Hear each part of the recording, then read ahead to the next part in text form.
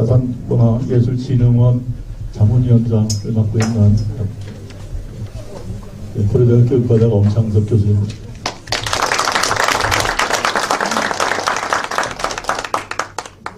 전공이 의학이고 그것도 살아있는 분이 아닌 돌아가신 분을 대상으로 하는 해부학이어서 문화예술하고 별로 안 어울리는 것 같긴 하지만은 문화예술이라는 게 삶의 곳곳에 다 녹아있는 거기 때문에 그런 의미에서 저도 여기 한 발을 끼고 있다고 생각합니다. 오늘 참석하셔서 주제 발표를 해주실 잘 알고 계시는 다산문화예술진흥원 원장님이신 이효상 원장님 하셨습니다. 오늘 패널로 토론을 해주실 분 중에서 지금 남양주 미술협회장 맡고 계시는 이상숙 회장님 인사하겠습니다.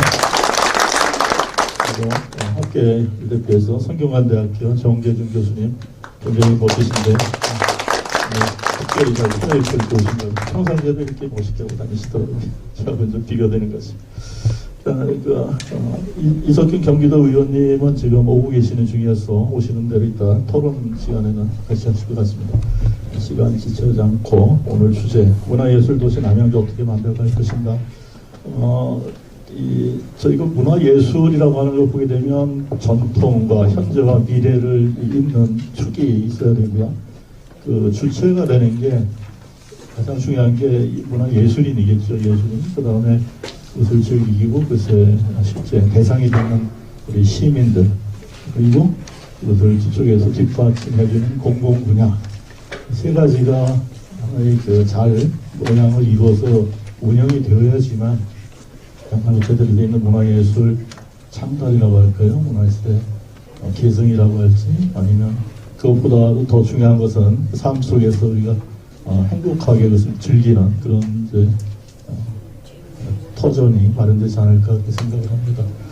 스스로 문화예술을 즐기기 위해서 이 남양주시를 어떤 형태로 바꿔갔으면 좋겠는가에 대한 그 비전을 다산문화예술진흥원 이효상 원장님께서 먼저 말씀해 주시겠습니다. 부탁드리겠습니다. 예, 우리 엄 박사님께서 이렇게 소개를 잘 해주셨는데요. 우리가 2023년도에 이제 진입을 하고 있습니다. 코로나 3년 우리의 삶을 뒤바꿔 놓는 전환기였다 이렇게 생각을 하고요. 코로나가 지금 7만 8천 명, 하루에 7만 8천 명 그러면서 8만 명 선 아직도 끝나지 않는, 그래서 전염이 확산되고 있는 그런 상황. 그리고 모든 것이 이제 코로나 상황 때문에 오프라인이 없어지고 온라인으로 들어가면서 인공지능화되고 인터넷화되고 그런 상황. 그리고 이 코로나 3년 이후에 경기가 침체되는 이제 트리플의 악재를 지금 저희는 맞고 있는 상황인 거죠. 그래서 이 전환기에 특별히 이제 2023년이라고 하는 새로운 시대를 시작하면서 이 수렁에서 어떻게 우리가 벗어날 수 있는가, 그리고 다시 치유와 회복을 통해서 공동체 문화를 다시 회복하는 대안은 무엇인가, 이런 고민을 가지게 되는 겁니다.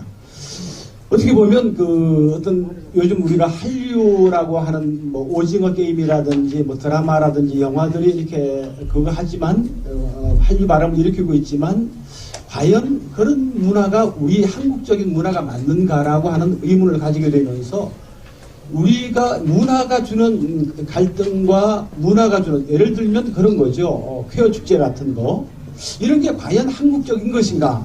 그래서 후유증 없이 문화의 변형을 우리는 어떻게 도모하고 그런 새로운 공동체의 가치와 문화를 창출할 수 있을까, 이런 고민들을 하게 되는 겁니다. 역사와 문화가 없이는 미래가 없는 것 아닐까. 그래서 역사와 문화와 예술은 미래를 열어가는 빛인 동시에 등불이다, 이렇게 생각을 하고 있습니다. 특별히 이 역사라든지 문화라든지 예술은 우리의 삶을 풍성케 하는 기회를 제공해 주고 있다. 저는 이제 문화활동가로서, 시인으로, 뭐 칼럼으로서, 논설위원으로, 또 수필을 쓰고 사진을 찍고 뭐 여러 가지 활동들을 해보면서 정말 우리의 삶에 건강한 건강한 사회가 되려고 하면 건전한 종교가 있어야 하고, 종교가 그 역할을 못한다면 문화예술이 그 뒤를 뒷받침해 주어야 된다라고 하는 어떤 분의 이야기를 들으면서 탁상을 치면서 공감한 적이 있습니다. 어떻게 우리가 이 남양주 특별히 다산 지역 그리고 경기도와 대한민국의 문화를 이끌어갈 수 있을까?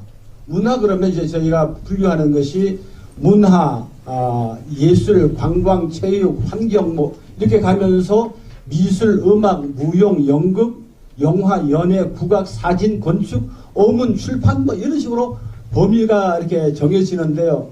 그 범위 안에 들어가는 것만이 문화일까? 이런 생각을 하게 되는 거죠. 그래서 저는 그 문화를 이렇게 생각해 봅니다. 사람들이 즐기면 문화다. 한번 따라해 보시죠. 사람들이 즐기면 문화다.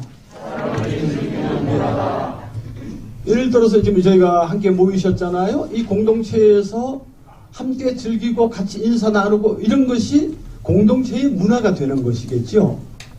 그래서 이제 얼마 전에는 그 의정부 씨가 경기 북부권에서 최초로 문화예술도시로 지정을 받았어요. 그러다 보니까 이제 정부에서도 한 200억 이상 출연해서 그것을 할 수 있도록 하고 경기도에서 도와주고 자체 부담금을 해석하게 되면 한 5, 600억 정도를 문화예산에 투입하게 되는 거죠. 그러면 남양주는 어떤 준비를 하고 있는가? 문화예술도시로 가기 위해서. 그런 고민이 있는가? 준비가 있는가? 그냥 주묵부구식으로 한 해 한 해 떼우면서 가는 그냥 그런 이벤트로 끝나고 있는 것 아닌가? 정말 장르별 특성화와 전문성을 담을 수 있는 틀은 있는가? 이제 이런 고민입니다. 특별히 다산 정신을 계승한다고 하는 다산 문화재는 어디로 갔는가? 갑자기 정약용 문화재로 또 한 두 번 가다가 지금은 이걸 어떻게 정해야 되느냐 이런 문제가 대두되고 있는 거죠. 그래서 다산 정약용 문화재로 병기해야 된다고 제가 지난해부터 계속 칼럼을 쓰고 주장을 하고 있지 않습니까? 그러니까 다산 문화재는 지금 어디로 간 것인가? 실종된 다산 정신은 어떻게 회복할 수 있을까? 회복하고 난 이후에 이것을 우리가 세계화시키는 브랜드화 작업은 어떻게 해야 되는가? 이런 고민들을 우리 남양주, 특별히 다산동에서부터 시작되어야 되는 것 아닌가? 이런 고민을 하게 되는 겁니다. 예를 들면 이제 다산 정약용 축제가 되고 다산 정신이 대표 브랜드가 되려고 하면, 남양주 대표 브랜드가 되려고 하면 어떤 로드맵을 가야 될 것인가? 아주 고민이 많아집니다. 정약용 문화재를 지난번에 제가 이틀 동안 참석을 했어요. 그런데 이틀 동안 전체적으로 가서 쭉 보면서 한 1,800명에서 2,000명 선. 예산은 6억 9천. 그러면 남양주 시민들은 74만 명인데 2,000명이 모이는 축제. 제가 한번 그냥 계산을 한번 해봤습니다. 계산을 해보니까 1인당 34만 5천 원 비용이 들어갔더라고요. 문화비용. 그런데 이걸 왜 74만 명과 함께하는 축제로 못 만들어내느냐. 이 행정의 문제냐, 아니 시스템의 문제냐, 아니면 어떤 제도의 문제냐, 이런 부분들이겠죠. 그래서 이것이 조합면에서만 하는 축제가 되는 것이 아니라 남양주 전체의 축제로 가야 되는 것 아닌가. 그리고 74만 명이 참여할 수 있는 축제로 가야 되는 것이고, 특별히 10,000명 이상 단위로 좀 끌어올렸으면 좋겠다. 예산도 한 6억 9천이 아니라 한 10억 이상 가면서 전국적인 축제로 만들어야 되는 것 아닐까. 특별히 이 사람들이 전국에서 몰려오게 하는, 그리고 그것이 가능하다면 이제 대표적인 남양주의 브랜드가 정말 될 수 있도록, 그리고 세계적인 축제가 될 수 있도록, 셰익스피어의 생각에 가게 되면 세계적인 관광지가 되어서 세계적인 사람들이 관광을 오는데 왜 다산 정약용 생가는 세계적인 관광지가 되지 못하고 있는 것일까? 이런 거죠. 문화예술진흥원은 이렇게 그냥 즐거운 사람들끼리, 좋은 사람들끼리 그냥 함께 더불어서 어울리면서 생활문화의 어떤 산실로 가고 있습니다. 사랑방으로 가고 있습니다. 우리 김정숙 본부장님이 관광 사업을 한 30년 하셨는데요. 엄청 열심히 하세요. 막 다리에 철심을 빼시고 오셔서 이렇게 봉사하시잖아요. 엄청 열심히 하세요. 왜냐하면 관광 쪽을 아시기 때문에 여기 와서 뭔가라도 좀 남양주시의 관광을 위해서 좀 보탬이 되고 도움이 되고자 하는 시민활동가들이 있단 말이에요. 그분들 어떻게 제도권 탈환해서 같이 담아서 갈 수 있는가. 그래서 저희 진흥원은 뭐 문화, 예술, 공연, 전시, 축제, 역사, 관광, 교육 등 전반적으로 네트워크하는 플랫폼 기능을 좀 담당하겠다 하고 지금 가고 있는 겁니다. 그러니까 저 단체가 과연 뭐 어떻게 가는 거냐? 아니 이것도 하고 저것도 하고 예 맞습니다. 이것도 하고 저것도 합니다. 저희 회원들이 하고자 하는 일들을 저희가 지원해서 당신의 꿈, 당신의 길을 펼쳐볼 수 있도록 자리를, 무대를, 장을 만들어 드리는 거죠. 그분들이 마음껏 그걸 함으로써 남양주 시민들의 삶의 질을 높이고 만족도와 기대감을 높일 수 있다 이렇게 보는 겁니다. 자, 문화예술 창작인들의 문화예술 기관 단체에 최대한 족집게식 예산 지원이 필요해 보이지 않는가. 특별히 문화가 일상화되려고 하면 남양주시는 문화자치도시 만들기를 시동해야 되고, 그 다음에 전통문화를 가지고 남양주의 특색이 있다면 전통문화의 궁집이라든지 뭐 여러 가지 시설들이 있지 않습니까? 그러면 이런 것을 어트랙션 투어, 관광 코스로 개발해서 사람들이 좀 오도록 먹거리, 볼거리, 놀거리, 즐길거리를 좀 만들어줘야 되는 것 아닌가. 그래서 삼거리 내지는 사거리 정책을 펴야 된다. 이렇게 보는 것이죠. 특별히 예술인들이 참여하는 문화예술위원회가 하나가 출범했으면 좋겠다. 그 다음에 시민활동가들을 양성하고 축제를 16개 읍면동에 있는 축제들을 좀 네트워크, 똑같은 축제들을 노래자랑을 16개 읍면동에 하는 것이 아니라 축제위원회에서 그 동만의 특색이 있는 축제를 개발해서 할 수 있도록 하는 축제위원회도 같이 가야 되는 것 아닐까. 그 다음에 남양주시가 문화재단을 만들려고 하면 어쨌든 종합적으로 컨트롤 타워가 필요한데 지금 보면은 그냥 행정에서 그냥 고하고 가는 것 아닌가. 다시 말씀드리면 남양주시가 타당성 평가를 하고 이런 식으로 공론화 작업이 있어야 되고요. 공론화 작업을 거치고 시 조례가 또 제정이 돼야 되겠지요. 왜냐면 그냥 시가 간다고 가는 게 아니라 조례가 제정이 돼야 되고, 그 다음에 문화예술위원회가 축제위원회 이런 것들이 같이 가져야지 되는데 어느 날 갑자기 문화재단 출범한다고 하면 과연 그것은 하나의 건물이지 문화예술인들과 시민활동가들이 활동하는 장은 안 되지 않겠는가. 예, 이런 이야기입니다. 어쨌든 오늘 오신 분들이 다양한 의견을 내실 것 같아가고요. 저는 여기까지 말씀드리고 결국은 콘텐츠냐 사람이냐라고 했을 때 사람들은 콘텐츠에 관심을 많이 기울이는데요. 저는 반대로 생각합니다. 사람이 즐거워야 콘텐츠가 만들어지고요. 사람들이 함께 어울리는 것이 문화가 되지 않겠는가. 그래서 이 사람들이 가지고 있는 생각, 사람들이 활동하고 싶은 것, 이것을 꼭 그 틀 안에 담으려고 하는 것보다는 그 장을 자꾸만 지원해서 마당을 만들어줘야 된다. 시가 안 만들어주고 시민들이 그냥 하고 끝나는 것이 아니라 시가 그런 것들을 좀 지원하는 쪽으로 가야 되지 않겠는가. 특별히 이 문화라고 하는 것이 다양성과 창의성을 먹고 살기 때문에 시민활동가들을 좀 키우고 양성해야 되는 부분들이 필수적이다 이렇게 보고요. 특별히 문화예술인들의 참여와 시민활동가들이 그 기반이 되도록 해주는 일들을 해주셨으면 좋을 것 같습니다. 주의 발표 여기까지 마치겠습니다. 짧은 시간 안에 엄청나게 많은 이야기를 하죠. 그런데 실질적으로다가 다산문화예술진흥원에서 추구하고 있는 방향에서 시작을 해서 구체적으로 남양주시에서 추구되는 문화의 형태, 그리고 그거를 어떻게 관광산업화해서 산업에다가 연결시키느냐, 그리고 제일 마지막에 가서는 구체적으로 이 남양주시에 있어서 이 정책 결정에 관한 그런 제언까지 다양한 말씀을 해주셨습니다. 아마 이건 하루 이틀 내에 이루어질 건 아니고 앞으로 쭉 이렇게 진행해 나가실 그런 계획인 것 같습니다. 이런 형태의 그 모양이 정답이라고 딱 집어서 얘기할 수는 없겠죠. 또 다른 형태로도 이렇게 변경될 수도 있겠는데 어떻게 들으셨는지 먼저 이상숙 남양주 미술협회장님께서 예술문화의 가장 중심이 되는 예술가 입장에서 너무 많은 분야를 다 대변하기는 어렵겠지만 그래도 입장에서 좀 코멘트 부탁드리겠습니다. 안녕하세요. 남양주미술협회 장이상수입니다. 아무래도 저는 예술 쪽으로 접근을 생각을 하고 있습니다. 그리고 제가 여기에 오늘 초대를 받았는데 여기 초대받아야 할 자리인지 아직 거기에 대한 확신이 없습니다. 저희는 그 전문 예술인들이 9개 분과가 있는 그 남양주 예술총연합회에 소속되어 있습니다.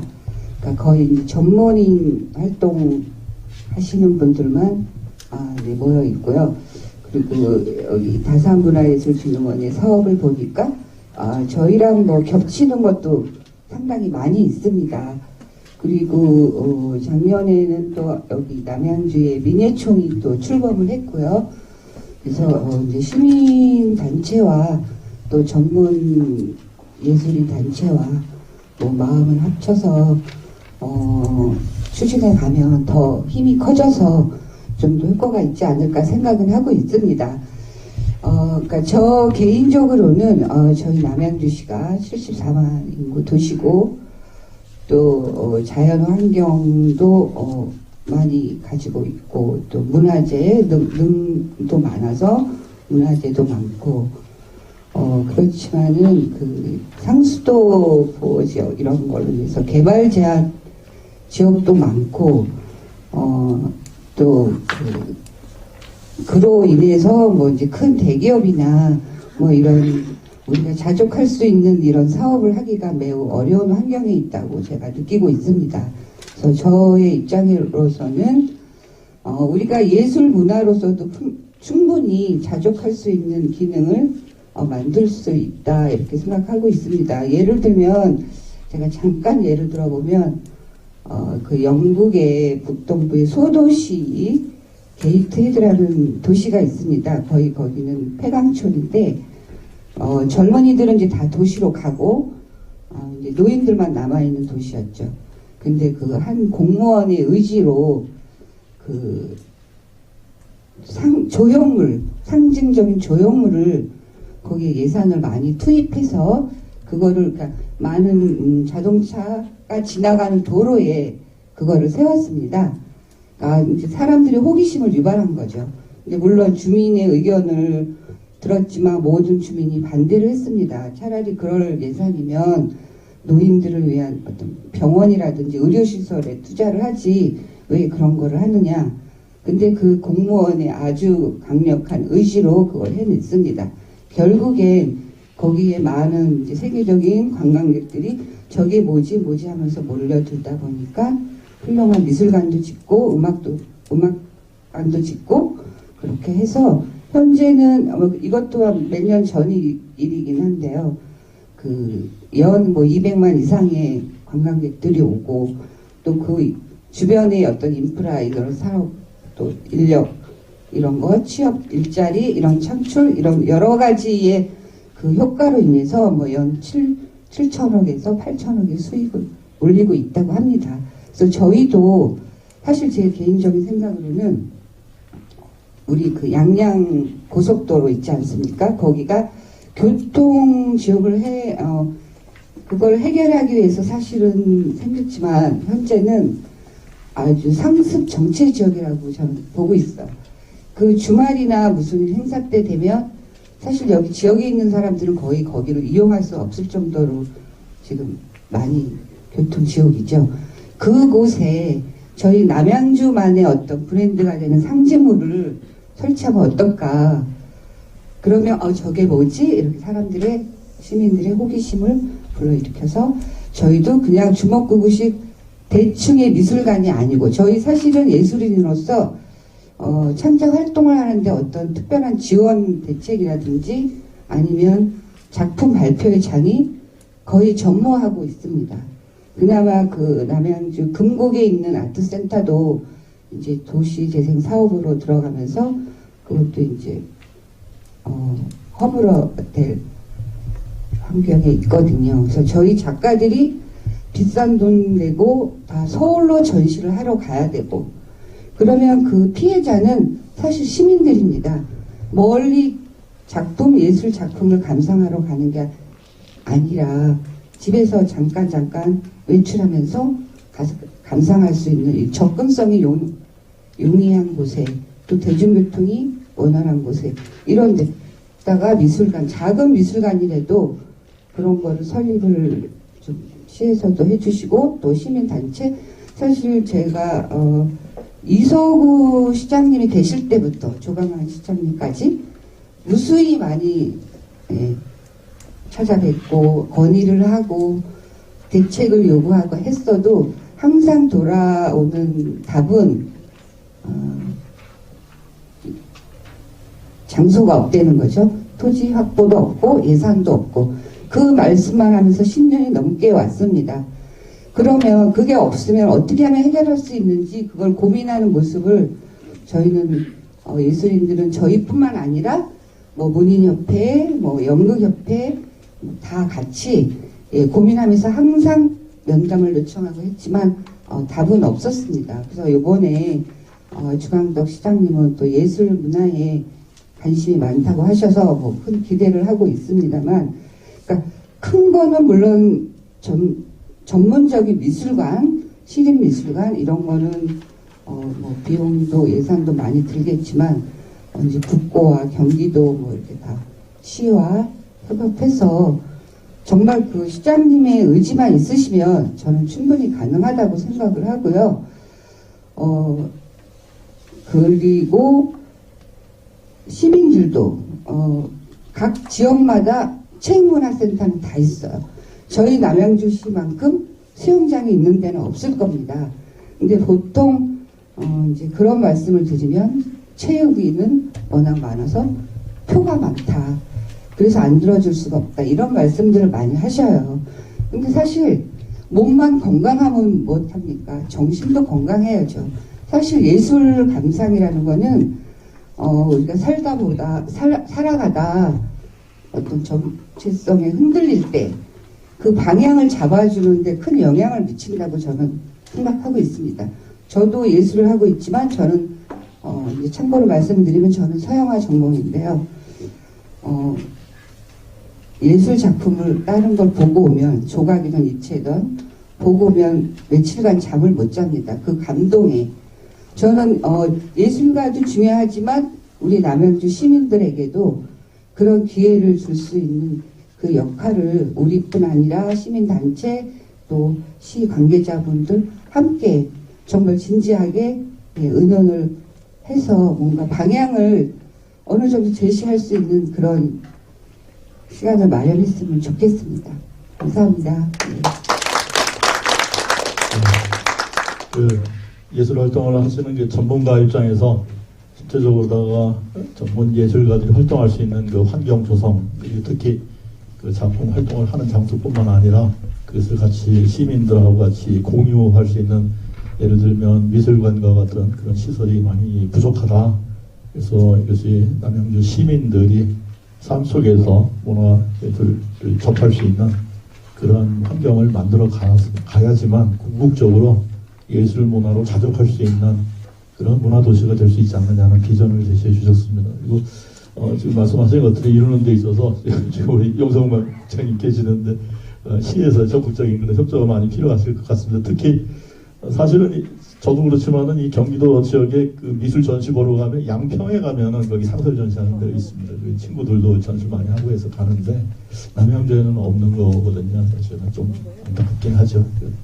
그런 부분에 대한 것들은 좀 적극적으로 시민들, 예술가 그리고 공공기관이 다 많이 협력을 해서 해결 방안을 찾아 나갔으면 좋겠다는 생각이 듭니다.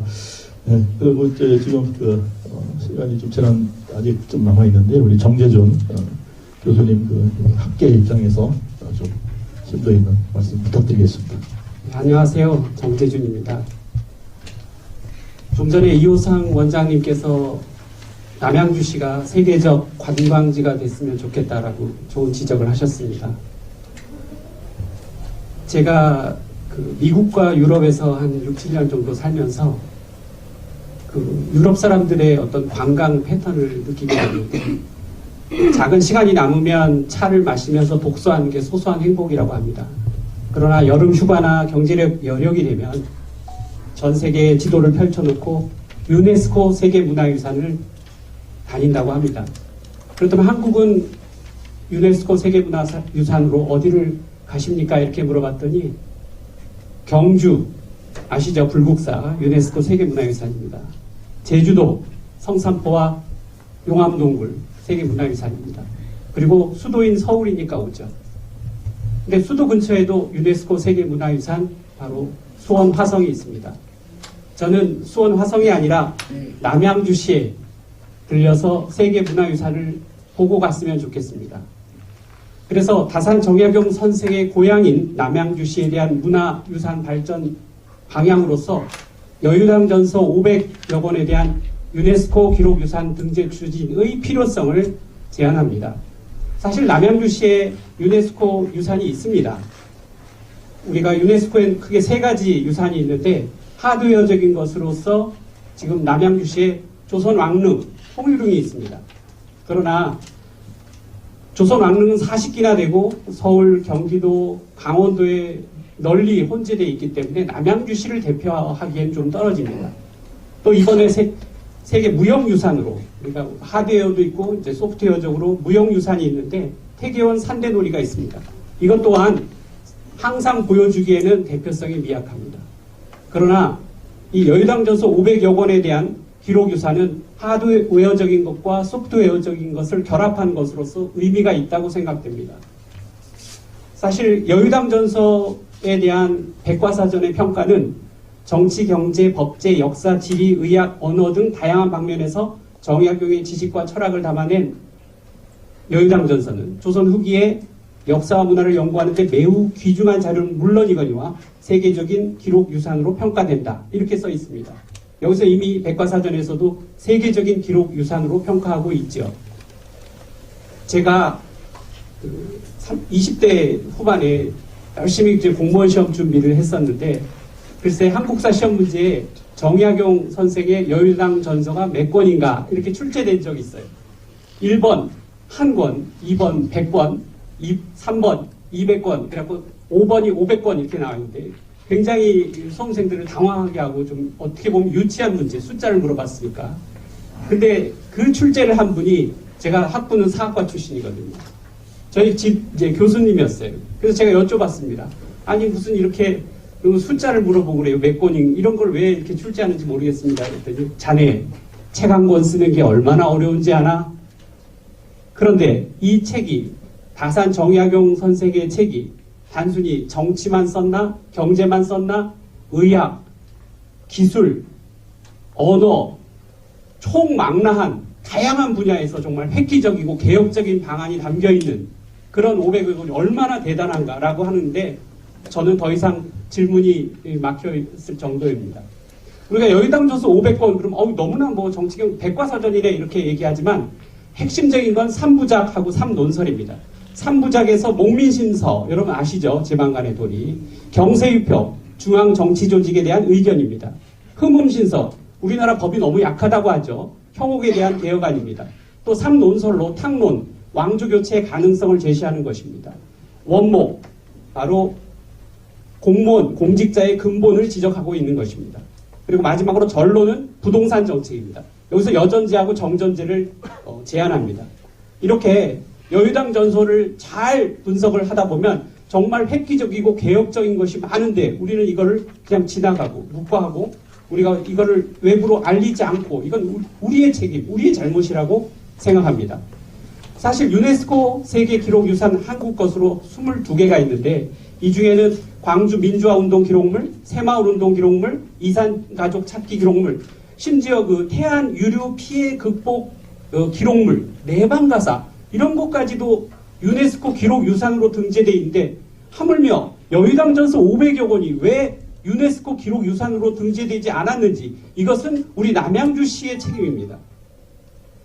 근데 안타까운 점은 이 여유당전서 500여 권이 남양주시에 있지 않고 국립중앙도서관에 있어요. 서울 서초구에.